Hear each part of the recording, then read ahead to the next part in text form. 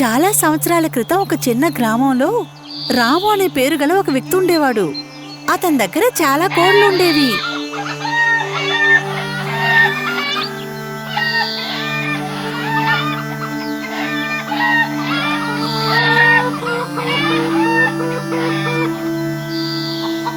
రాము అప్పుడే గమనించాడు అతని దగ్గర ఉన్న ఒక కోడిలో ఒక కోడి గుడ్డు పెట్టడం లేదని. ఈ కోడిని నేను ఎలాగైనా అమ్మి తీరాలే. ఎలా అమ్మాలబ్బా? రాము నిర్ణయించుకున్నాడు ఆ కోడిని గ్రామం మార్కెట్లో అమ్మేద్దామని. రాముకి జనాల్ని మోసం చేయడం బాగా తెలుసు. రాము గుడ్డు పెట్టిన కోడిని, ఆ తర్వాత గుడ్డు పెట్టిన కోడి గుడ్డులు తీసుకొని మార్కెట్కి బయలుదేరి వెళ్ళాడు. రాము మార్కెట్కి వెళ్లే దారిలో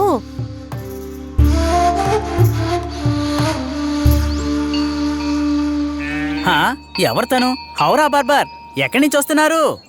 నన్ను ఏమని చెప్పమంటావు రాము? నేను గ్రామంలో ఉన్న సంతకి వెళ్ళి తిరిగి వస్తున్నాను. ఏంటి విషయం?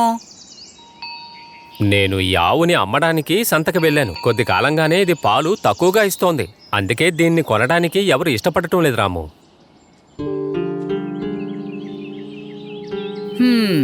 ఈ ఆవు ఎన్ని లీటర్ల పాలిస్తుంది? ఏవని చెప్పమంటావు? చాలా కష్టపడితే లీటరు దొరికింది. అది సరేగాని రాము, నువ్వు నీ కోడిని తీసుకుని గ్రామంలో ఉన్న సంతకా వెళ్తున్నావు? అవును. లేదు, దీన్ని తీసుకుని నేను మరో చోటికి వెళ్తున్నాను. ఈ కోడితోనా? అది ఈ విషయం మీరు ఇంకెవ్వరికీ చెప్పకండి. ఈ కోడి ఒక మాయా కోడి. ఏమిటి మాయ కోడా? అబద్ధం ఆడకు రాము. మీరు నమ్ముతారో లేదో, కానీ ఈ కోడి రోజుకి 10 గుడ్లు పెడుతుంది. అబ్బో, నిజంగానా? కొన్నిసార్లైతే ఈ కోడి బంగారు గుడ్లు కూడా పెడుతోంది. దానికి నీ దగ్గర ఆధారం ఉందా? ఇవిగో ఇక్కడున్నాయి చూడండి. ఇవన్నీ ఇప్పుడు పయనం కోడి గుడ్లే. ఇది బంగారు గుడ్లు పెడుతున్నందువల్లే నేను దీన్ని చేత పట్టుకునే తిరుగుతూ ఉన్నాను. నిజంగానే దీన్ని నేను నమ్మలేకపోతున్నాను. అయితే సరే, నమ్మకండి. దీన్ని నేనిప్పుడు ఒక బోన్లో బంధించి ఉంచబోతున్నాను. రోజు సంకలో పెట్టుకుని తీసుకెళ్ళడం చాలా ఇబ్బందిగా ఉంది. రాము, దీన్ని అమ్మే ఆలోచన నీకేదైనా ఉందా? మీరడిగితే అది కుదరదు, ఎందుకంటే నాకు పెద్ద నష్టం వస్తుంది. దీనికి నేను ఒక మంచి ధర ఇస్తాను. అలాగే ఈ ఆవును కూడా నీకు ఇస్తాను. ఎంత డబ్బిస్తారు? ఇప్పుడు నా దగ్గర 5 వెండి నాణేలున్నాయి. 5 వెండి నాణేలా? అది కూడా బంగారు గుడ్లు పెట్టే ఈ కోడికా? ఇది బంగారు గుడ్లు పెట్టే కోడి. అయ్యో, నా దగ్గర ప్రస్తుతానికి ఈ బంగారు ఉంగరమే ఉంది. పోనీ ఇదిస్తే నువ్వు ఆ మాయ కోడిని ఇస్తావు కదూ?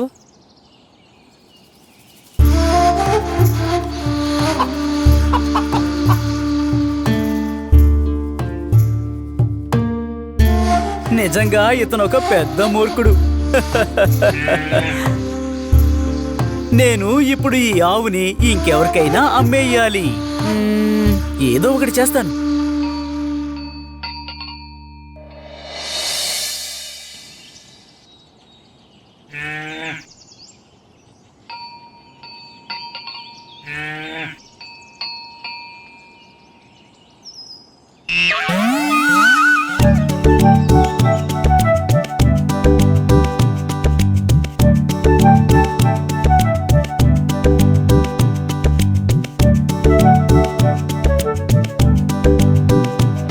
ఏంటి రాము, నువ్వు ఆవు కూడా పెంచడం ప్రారంభించావా? ఇదిగో, ఇదేమీ మామూలు ఆవు కాదు. ఈ ఆవు పాలు చాలా స్వచ్ఛమైనవి. అలాగా? అది మాత్రమే కాదు, ఇది రోజుకి 30 లీటర్ల దాకా పాలిస్తుంది. కొన్ని సమయాల్లో అయితే 40 లీటర్లు కూడా ఇస్తుంది. నువ్వేమంటున్నావు? 40 లీటర్లు పాలిస్తుందా? అవును. మొదట్లో నేను కూడా ఈ విషయం నమ్మలేకపోయాను. ఈ ఆవు నాకు 30 లీటర్ల పాలని రోజు ఇచ్చి చూపించింది కూడా. అలాగైతే మరి పాలెక్కడా? నేను దాన్ని మార్కెట్లో అమ్మేశాను. కానీ ఈ విషయంలో నీకే అనుభవం లేదు కదా. లేదు, దీన్ని చూసి చూడగానే దీన్ని వదులుకోవాలని నాకు అనిపించలేదు. ఇలాంటి ఆవుని వదులుకునేవాడు నాకు తెలిసి ఖచ్చితంగా తెలివి తక్కువవాడు. అది కూడా కరెక్టే.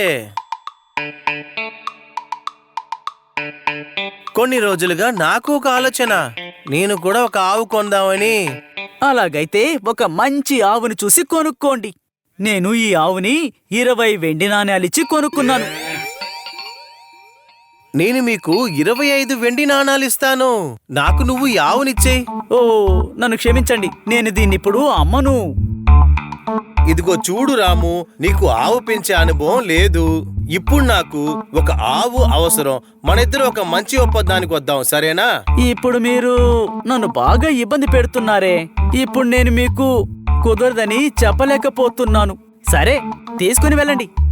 నేనొచ్చి దీని పాలు మాత్రం పితుక్కుంటాను, సరేనా? ఆ, మీరు నాకు 25 వెండి నాణేలు ఇవ్వాల్సిన అవసరం లేదు. 20 ఇస్తే సరిపోతుంది. ఇది వినగానే ఆ రైతు చాలా సంతోషపడ్డాడు. అప్పుడు ఆ సంతోషంలో ఆ రైతు ఆవు పాలు పిండడం మర్చిపోయాడు. రాము కేడితనం ఏంటో ఇప్పుడు మీకు అర్థమైందా? రాము సంతోషానికి అద్దులేదు. పాలు పిండే విషయం గురించి ఏమీ చెప్పకుండా 20 వెండి నాణేలని తీసుకుని ఆ ఆవుని ఆ రైతుకే అమ్మేశాడు.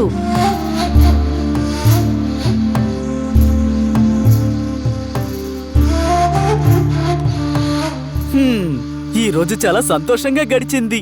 ప్రతిరోజు ఇలాగే ఉంటే బాగుంటుంది. ఏ రైతైతే ఆవును కొనుక్కొని వెళ్ళాడో ఆ రైతు ఆవుకి ఎక్కువగా మేతని వేశాడు. కాని ఆ రైతు సంతోషం చాలాసేపు ఆగలేదు.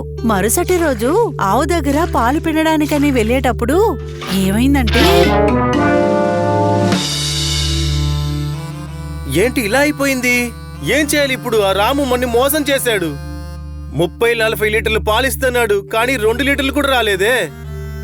ఈ ఆవును కొనే ముందే మీరు ఆలోచించుకొని ఉండాలి. ఆవుని కొనేశాను, నన్ను మోసం చేసేశాడు. మళ్ళీ ఆవునైతే ఆడు తిరిగి తీసుకోడు. ఇదైతే నిజం.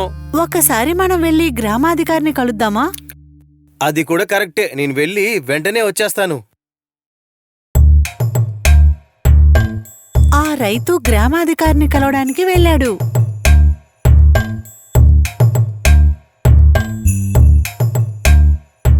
ఆ రైతు ఆ సమస్య గురించి గ్రామాధికారి దగ్గర చెప్పాడు. అలా అయితే ఇది విను. వెళ్ళి రాముతో ఏమంటామంటే, నువ్వు చెప్పిన దానికన్నా ఆవు పాలు ఎక్కువగా ఇస్తుందని చెప్పు. అలాగే ఇది కూడా చెప్పు, నువ్వు పిండే పాలన్నిటినీ నాకే ఇస్తున్నావని. ఈ విధంగా అధికారి చెప్పిన ఐడియాను బట్టి రైతు రాము ఇంటి వైపుగా వెళ్ళసాగాడు. రాము ఇంటికి వెళ్లే సమయానికి, రాము, నీకు మనసారా కృతజ్ఞతలు చెప్తున్నాను. ఎందుకంటే నేను నా కుటుంబము నీ ఆవు వల్ల తప్పించుకున్నామప్పా. అలాగా? అవును రాము, ఆ ఆవు రోజు 40 లీటర్లు పాలిస్తుంది కదా. నేను ఆ పాలు మొత్తం మన గ్రామ నాయకుడికే ఇస్తున్నాను. సరే రాము, నేను బయలుదేరుతాను. తర్వాత కలుద్దాం. నేను ఇతనికి ఆవునిచ్చి ఏదైనా తప్పు చేశానా? నేనిప్పుడే వెళ్ళి ఊరి పెద్దను కలుస్తాను. రాము కూడా అధికారిని కలవడానికి ఆ సమయంలోనే అక్కడికి వెళ్ళాడు. ఆ ఎవరయ్యా అది? రామువా? రా బాబు రా. మీకు పాలు అవసరమని తెలిసింది. అవసరమైతే ఉండింది. కానీ ఒక వ్యవసాయి నాకు చాలా రుచికరమైన పాలుని వాడే తీసుకొచ్చి ఇస్తున్నాడు. అది చాలా తక్కువ ధరకి.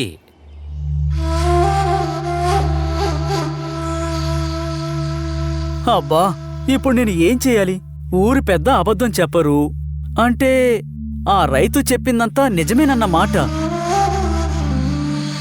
రాముకి చాలా బాధ కలిగింది. రాము అప్పుడు రైతు ఇంటి వైపుగా వెళ్ళాడు.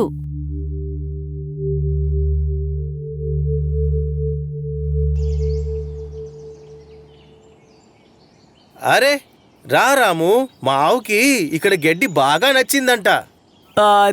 అది ఏంటంటే నేను ఈ ఆవుని తిరిగి తీసుకెళ్దామని వచ్చాను. ఏంటి, మళ్ళీ తీసుకెళ్దాను వచ్చావా? అవును. లేదు రాము, నేనైతే తిరిగి ఇవ్వలేను. ఎందుకంటే నా పరిస్థితినే మార్చేసింది ఆవు.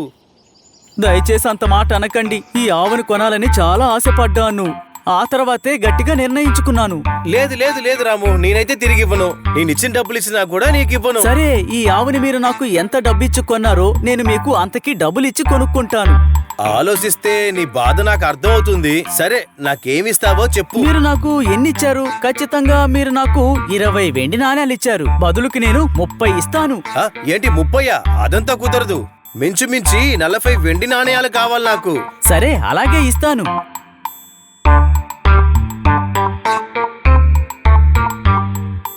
డబ్బు ఎక్కువైతే ఏంటి, దానికి తగ్గ లాభం కూడా ఉంది కదా. వెళ్ళు రాము, వెళ్ళు. ఏ గుంటనైతే నువ్వు తవ్వావో అదే గుంటలో పడ్డావు నువ్వు.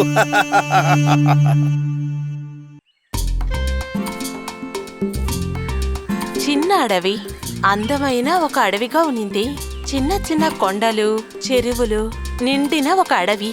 చిన్న అడవి అయినందువల్ల జంతువులందరూ చాలా స్నేహితులుగా ఉండేవారు. కానీ కిట్టు కోతి మాత్రం అవకాశం దొరికినప్పుడల్లా మిగతా జంతువులందర్నీ ఎగతాళి చేస్తూ భయపడిస్తూ ఉండేది.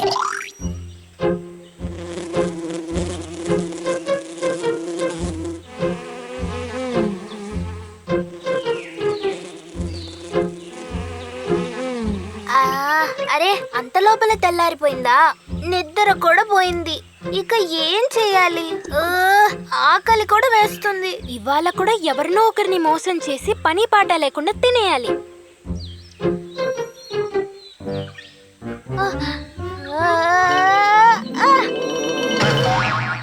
స్లిప్ అయి పడిపోయిన కిట్టు కాల్లో ఒక ముళ్ళు గుచ్చుకుంది. అయ్యో, నా కాలు. అక్కడికి వెళ్దాం, ఇక్కడికి వెళ్దాం, అక్కడికి వెళ్దాం, ఇక్కడికి వెళ్దాం, అక్కడికి వెళ్దాం. అరే కిట్టు, ఇది చాలా బాగుందే. పొద్దుంగానే తల కింద వచ్చి పడిపోయావా? మీకు అడిగిన ప్రశ్న ఎగతాళి చూసి కిట్టుకి అస్సలు నచ్చలేదు. వీణ్ణి ఊరికే వదలకూడదు. వీణ్ణి ఏదో ఒకటి చెయ్యాలే. ఏం చెప్పమంటావ్? కింద పడ్డమే కాదు, ఇటు చూడు, నా కాల్లో ఎంత పెద్ద ముళ్ళు గుచ్చుకుందో. అయ్యో, నేను ఈ నొప్పి భరించలేకపోతున్నాను. కిట్టు పడిపోయింది చూసి మీకుకి పాపం అనిపించింది. సరే పర్లే, బాధపడకు కిట్టు. ఆ ముళ్ళుని నేనెత్తి వేసేస్తా. కాస్త మెల్లగా తీసరేనా? నేను ఒక చిన్న డాక్టర్నే కిట్టు. ఇది నేను ఇప్పుడే సరి చేసేస్తా. ఎలాగో ఒక డాక్టర్ దొరికాడు. నిన్ను వాళ్ళ ఏం చేస్తానో చూడు.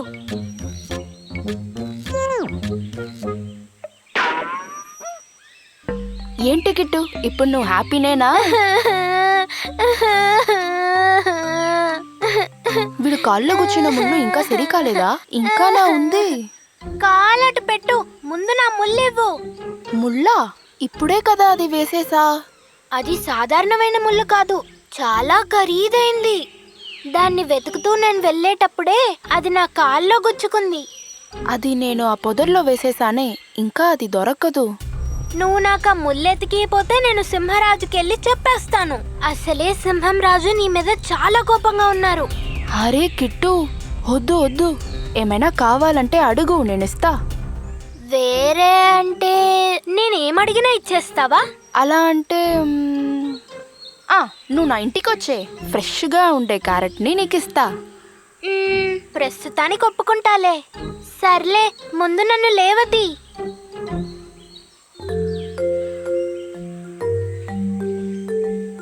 అలాగే మిక్కు కిట్టును తీసుకొని తన ఇంటికి బయలుదేరింది.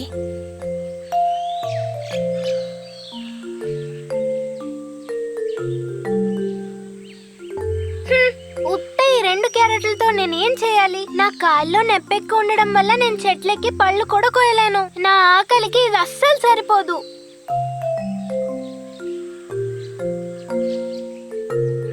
మిక్కు ఇచ్చిన క్యారెట్తో కిట్టు నడుచుకుంటూ వెళ్ళిపోయింది. ఆహా, పొద్దున్నే ఒకరిని మోసం చేసి ఇంత తిండి దొరికింది. భలే భలే, దీన్ని ఇలాగే మెయింటైన్ చేసుకుంటూ పోవాలి. కిట్టు, పొద్దున్నే ఈ క్యారెట్ని తీసుకొని ఎక్కడికి వెళ్తున్నావు? అరే, అప్పుడే వచ్చేసాడే.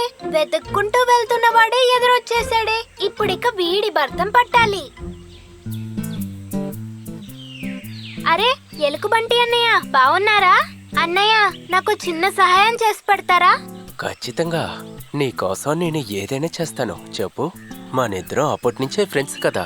ఈ క్యారెట్ ని నేనే మొత్తంగా తినేస్తాను. అయ్యో, అదంతా వద్దు. ఈ క్యారెట్ ని తీసుకెళ్లి మీ ఇంట్లో జాగ్రత్తగా ఉంచండి. ఇది ఇప్పుడు తినడానికి టైం లేదు. ఒక పని మీద అర్జెంట్ గా వెళ్తున్నాను. తిరిగొచ్చి తీసుకుంటాను. అందువల్ల ఏంటి? దీన్ని నా ఇంటికి తీసుకువెళ్ళి జాగ్రత్తగా ఉంచుకుంటాను. నువ్వు వెళ్ళరా కిట్టు.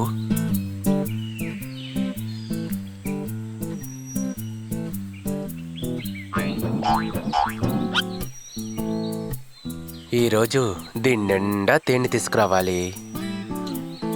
ఎల్లరా బండోడా ఎల్లు, దాని నిండుగా తేనె తీసుకునిరా. అక్కడి నుంచి వెళ్తున్న ఎలుగుబంటిని చూసి కిట్టు పాండరింటికి వెళ్ళిపోయింది. అక్కడున్న క్యారెట్స్ తీసుకొని తింటూ ఉంది.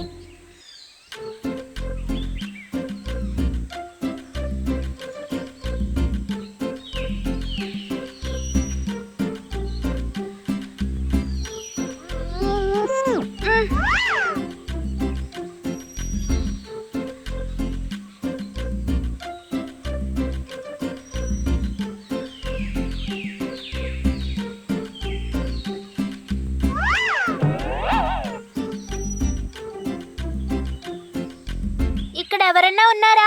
ఓయ్, ఎలుగుబంటిని చూశాక కిట్టు టయర్డ్ గా ఉన్నట్టు నటించి అక్కడే కూర్చుంది. అరే, ఏమన్నా తినడానికి దొరుకుతుందేమోని అటు ఇటు తిరుగుతూనే ఉన్నాను, కానీ ఏమీ దొరకలేదు. చాలా టైర్డ్ గా ఉంది. పర్వాలేదు ఎలుకబంటి అన్నయ్య, ఆ క్యారెట్ అన్నా ఇవ్వండి. తిని నా ఆకలి తీర్చుకుంటాను.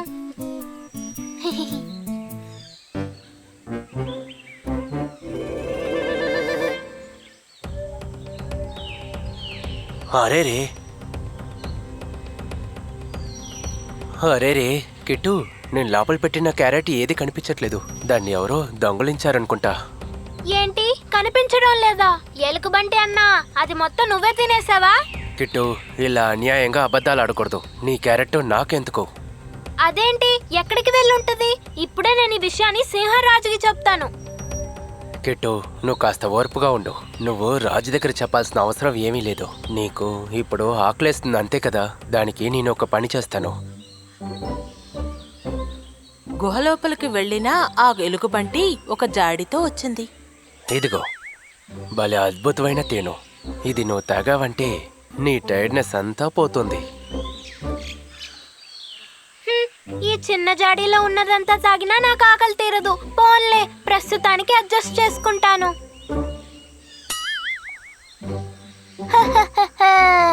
ఎలుకబంటిని ఏమారు చేశాము, కుందేలుని ఏమారు చేశాము, పొట్ట కూడా నిండింది. హైలెస్సా.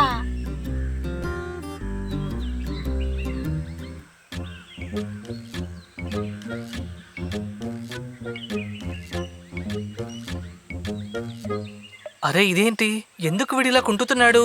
చేతిలో ఒక జాడి వేరే ఉందే. మొదటి నుంచే తన దగ్గర ఏదో ఒక తేడా ఉంది. ఏదైతే ఏంటి, తననే అడుగుదాం. హలో హలో కిట్టు, ఆ జాడీ లోపలేముంది?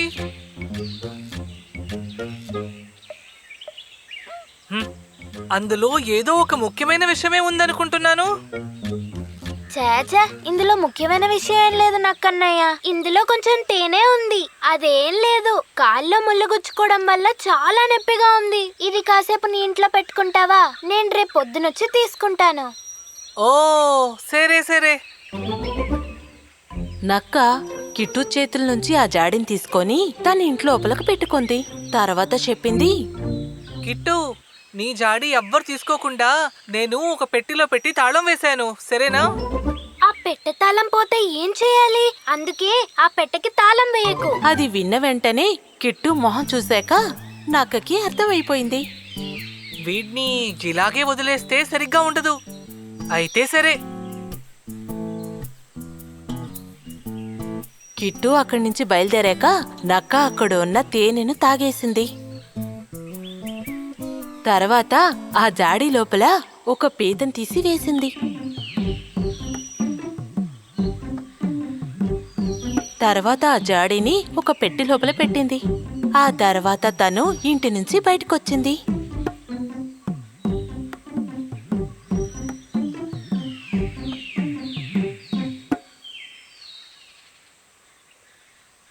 అయ్యో అయ్యో అయ్యో అయ్యో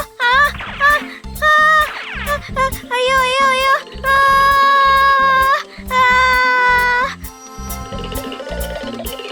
రే కిట్టు, నువ్వు ఇలాంటి తేడా పనులు చేస్తావని నాకు అప్పుడే తెలుసు. నీకు నేను ఒక గుణపాఠం చెప్పించకపోతే నువ్విక్కడున్న అమాయక జంతువుల్ని ఇలాగే ఏమరుస్తూ ఉంటావు.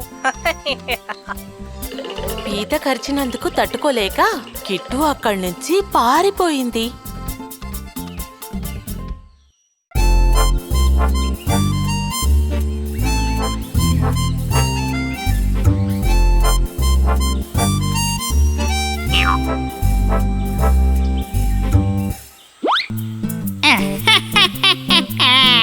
ఎవరయ్యా వస్తున్నదే? తాబేలు కుందేలా? ఓహో, అలా అయితే మీ ఇద్దరి మధ్య ఉన్న గొడవ పరిష్కారం అయినట్టుందిగా. గొడవ అది మా మధ్యన? ఏ బుద్ధి తక్కువ వాడు నీ దగ్గరకు వచ్చి ఇలా చెప్పాడు చెప్పు? పరుగు పందెంలో కుందేల్ని ఓడించినప్పటి నుండి నేను కూడా ఈ తాబేలుకి పెద్ద ఫ్యాన్ అయిపోయాను. అలాగా, సంతోషం. కుందేలు, ఆ నక్క చెప్పింది విన్నావు కదూ? నాకిప్పుడు చాలా మంది ఫ్యాన్స్ వచ్చేశారు. ఇదిగో తాబేలు, నా మనసులో ఒక ఆశ ఉంది. అదేం ఆశ? ఆ రోజులాగే ఓ పరుగు పందాన్ని మనిద్దరం మరొక్కసారి పెట్టుకుందామా? ఏంటి ఇప్పుడా? అవును, ఇప్పుడే. కుందేలు ముందుగా పరిగెత్తినా గాని తాబేలుకు తోడుగా నేను పక్కనే ఉంటాను కదా. ఎలా చూసుకున్నా సరే నేను ఈ తాబేల్ని ఒంటరిగా. ఒంటరిగానా? ఏం లేదు, నేను ఒంటరిగా నిన్ను పొగడొచ్చు కదా, అదే అంటున్నాను. వద్దు వద్దు, నువ్వు చెప్పే ఎలాంటి గోల్మాలు నా దగ్గర అసలు సెట్ అవ్వదు. ఇలా చూడు తాబేలు, వాడు మన దగ్గర ఏదో పెద్ద గోల్మాల్ చేస్తున్నాడు. రా మనం వెళ్దాం. ఏంట్రా ఇదే? నేను వేసిన ప్లాన్ వర్కౌట్ అవ్వలేదే. తాబేలను పట్టుకొని మింగేద్దాం అనుకున్నాను, కానీ ఆశ నెరవేరకుండా పోయింది. తాబేలు, ఆ రోజు పరుగు పంటల్లో నువ్వు నన్ను ఓడించావు కదా, ఆ తర్వాత నుంచి ఈ కాళ్ళతో ఈ అడవిలో అసలు నడవలేకపోతున్నాను.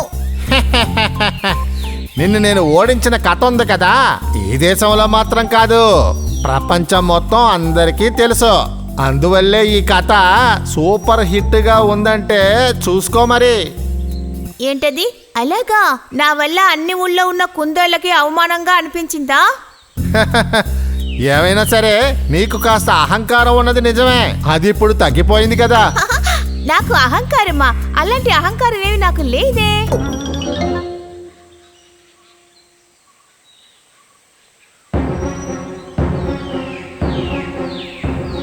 అటు చూడు, ఒక సింహం ఇటే వస్తోంది.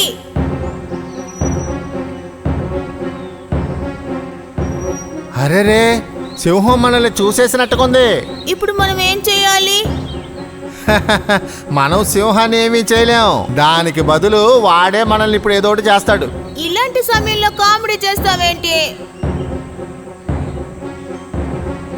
కుందేలు, నీ కథ అయిపోయింది అనుకో. సింహం నిన్ను పట్టుకొని తినేస్తుంది. నీకు ప్రాణం మీద ఆశ ఉంటే ఎక్కడికైనా వెళ్ళి తప్పించుకో. అలా అయితే నువ్వేం చేస్తావు? ఎవరు? నేనా?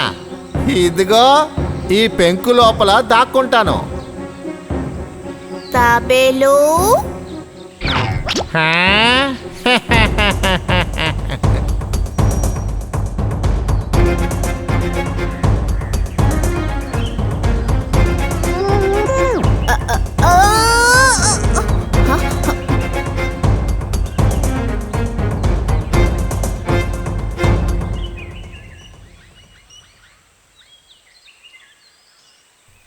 ఇప్పుడు తప్పించుకోవడానికి ఒకే ఒక మార్గం ఉంది. ఏది ఏమైనా సరే ఈ రోజు మన ఎరని వెతుక్కుంటూ వెళ్లాల్సిన అవసరం లేదు. రే కుందేలు, ఈ రోజు నా ఆహారం నువ్వే. ఇది బాగుందే.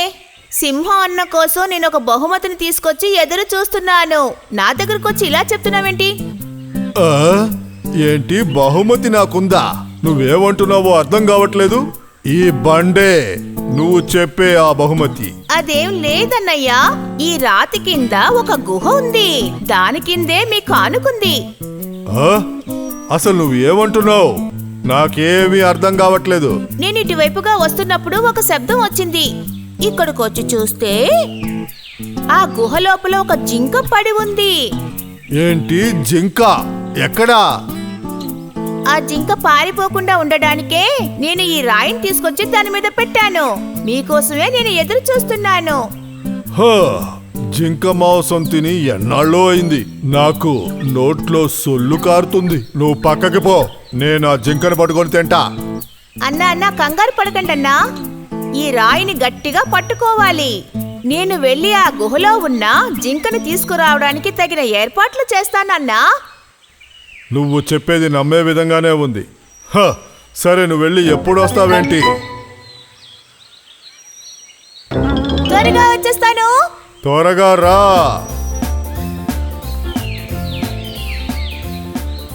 హ, ఈ కుందేలు ఎటుపోయింది? అసలు కనిపించట్లేదు. ఈ బండ మీద చెయ్యి పెట్టి నిలబడినందుకు నా చెయ్యి నొప్పిగా ఉంది. ఛే! అయ్యో, ఇక్కడ అసలు ఏ గొయ్యి లేదు. ఆ కుందేలు నన్ను బాగా మోసం చేసింది. ఏ కుందేలు, నువ్వు నన్ను నమ్మించి మోసం చేసావు కదూ, నన్నే మోసం చేస్తావా?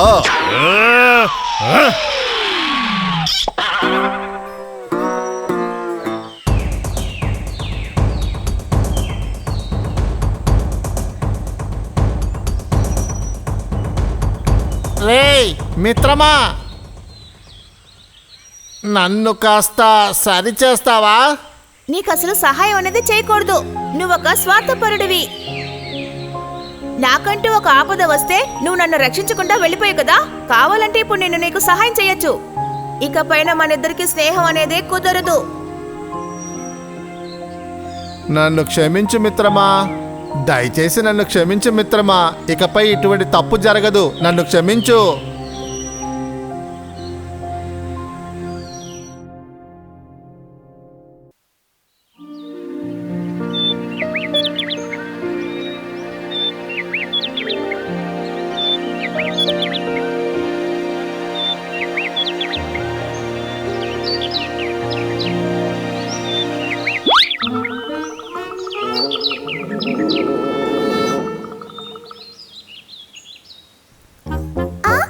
ఏంటి ఇంత అల్లరి చేస్తుంది ఈ కోతి పిల్ల? మనల్ని మామిడి పండు తినకుండా చేసింది. ఇంత అల్లరి చేస్తుందా ఈ కోతి?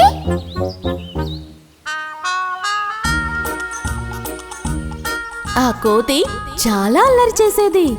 తను చేసే అల్లరి వల్ల అడవిలో ఉండే మిగతా జంతువులు కూడా ఎంతో ఇబ్బంది పడుతూ ఉండేది.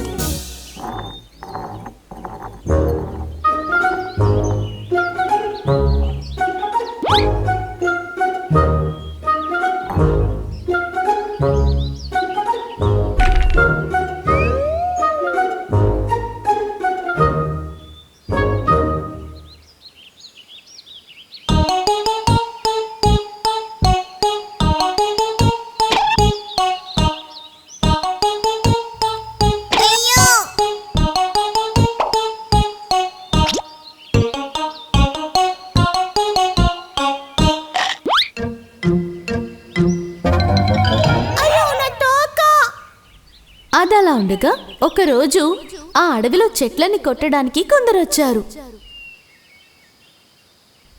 వాళ్ళు అడవిలో ఉన్నటువంటి ఒక చెట్టుని కొట్టడం మొదలుపెట్టారు. బాబు నూలా, అడవిలో చెట్లు కొట్టేసేవాళ్ళు వచ్చినట్టుకున్నారు. నువ్వు అటువైపుకి వెళ్ళొద్దు. నువ్వు వాళ్ళ కంట్లో పడితే చాలా ప్రమాదం. సరే సరే, నేను చూసుకుంటానులే. అలా అయితే ముందు ఆ చోటుకి వెళ్ళి చూసి ఆ తర్వాతే మనం తినాలి. చెట్టుని ఎలా కొస్తారో నేను ఇంతకు ముందు ఎప్పుడు చూడలేదు. బాబు అటు వెళ్ళకో. నువ్వు వెళ్ళి అక్కడ నీ తోక జాడించకో. కొంచెం కూడా ఆలస్యం చేయకుండా నూలన్ కోతి కూడా అక్కడికి చేరుకుంది. ఆ సమయంలో చెట్టు కొట్టే వాళ్ళెవ్వరూ అక్కడ లేరు. వాళ్ళు పని ముగించుకుని విశ్రాంతి తీసుకుంటూ ఉన్నారు. అక్కడికి వెళ్లిన నూలన్ కోతి వాళ్ళ ఆయుధాన్ని చేతిలోకి తీసుకుంది. దానితో ఆడటం మొదలుపెట్టింది.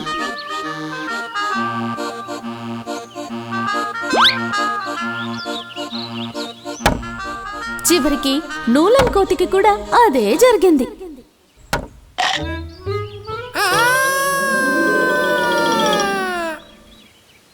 అలా అహంకారంతో అల్లరిగా ఉండే కోతికి ఆ రోజు తోక పోయింది.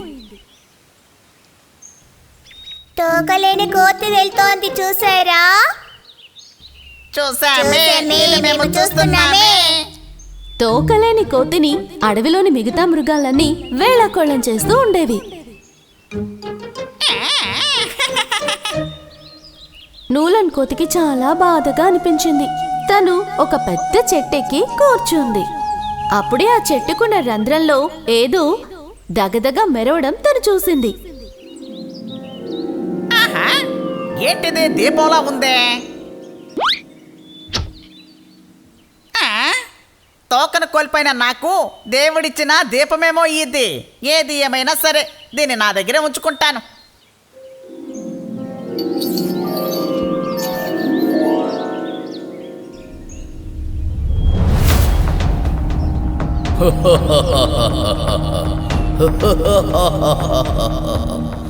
భయపడకండి, నేను మిమ్మల్ని ఏమి చేయను. మీకు సహాయం చేయడానికే నేను వచ్చాను. నాకు సాయం చేయడానికా? అదెలాగా? అవును, నేను నీ ఆశలన్నిటినీ నెరవేరుస్తాను. నా ఆశలన్నిటినీ నా? నీ ఆశ ఏదైనా సరే నేను నెరవేర్చి ఇస్తాను.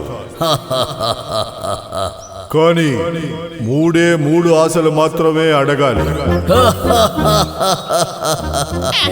ఈ రోజు నాకంత అదృష్టమే. ఈ భూతం దగ్గర నుంచి 3 వరాలు కోరుకోవాలి. ఆ తర్వాత ఈ అడవిలో నేను ఒక మహారాజులా తిరుగుతాను.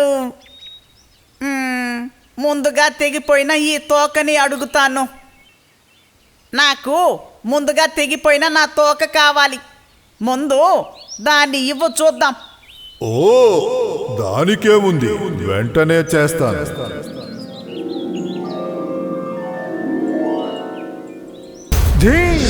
ఇదిగో నీ తోక, తీసుకో. ఏంటి భూతం పాడు చేస్తున్నావు? నేను అడిగింది ఈ తోక ఇంతకు ముందు నాకున్నట్టే ఉండాలి అని. ఓ, అంతేనా విషయం? శరీరానికే కదా పెట్టచ్చు. ఇందా తీసుకో.